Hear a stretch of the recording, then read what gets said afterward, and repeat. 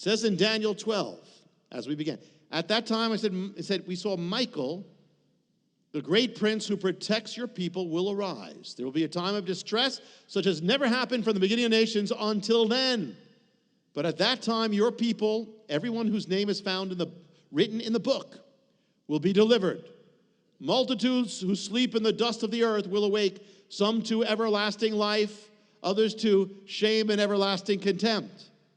Those who are wise will shine like the brightness of the heavens, and those who turn many to righteousness will shine like the stars forever.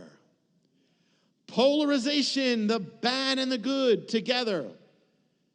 Many people, most people in the world, they go along with whatever's happening. They go along with whatever the age is, whatever's in style, whatever it is, they go along with it. That's how most people are.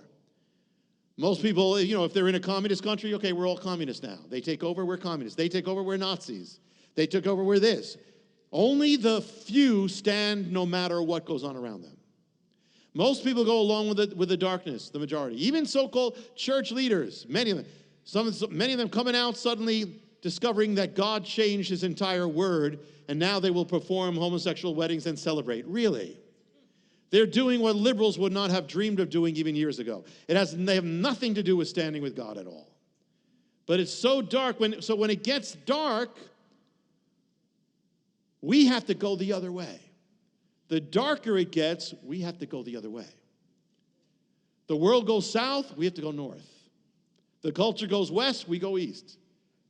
In a time of apostasy, you cannot go with the world. The culture gets darker, we have to get brighter. That implies a separation, polarization, separation from evil, not from people. We have to engage people. We have to love people. We have to engage the world. But the end days, we read from the very beginning, or actually we read onward, it's days of purging, of purifying. So we have to be people who become the world's getting less pure, we have to get more pure. You can't just try to stay where you are, and I'm going to try to stop this tidal wave. You have to be moving in the other direction. If the world is getting more impure, I have to not just try to stay where I am, I have to go purer. If it's getting more carnal, I have to get more spiritual. If it's days of falling away, what's the opposite of falling away? Hold it on. I have to hold on stronger to the word now. I have to hold stronger with God. My commitment's got to be stronger with him. If it's days when nothing is sacred, everybody's mocking, I have to live more in the sacred of God and reverence. If it's more materialistic, I have to get more spiritually minded.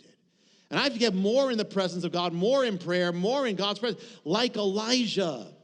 That's what Elijah did when everything was going crazy and apostasy all around him. He got more in the presence of God. The love of many will grow cold, it says in the Bible in the last days. That means that our love has to get stronger. If people are more into pleasure, I have to be more into righteousness. And not pleasure, righteousness, and God will give me the joy and the pleasure. To find out how you can receive more of Jonathan's teachings, to receive special free gifts, or get in touch, go to hopeoftheworld.org or call toll-free 1-800-YESHUA-1. That's hopeoftheworld.org or call 1-800-YESHUA-1. That's 1-800-937-4821.